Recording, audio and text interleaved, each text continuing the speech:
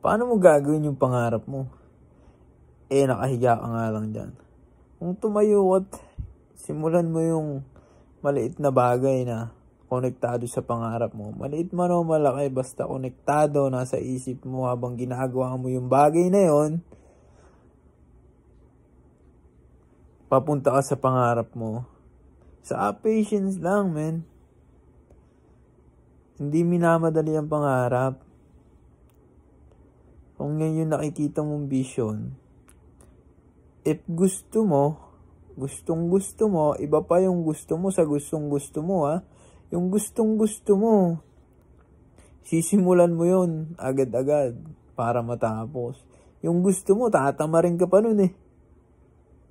Kaya ngayon, pangarap mo yan, gustong-gusto mo, gawin mo na. Simula ngayon, ngayon pa lang, gawin mo na.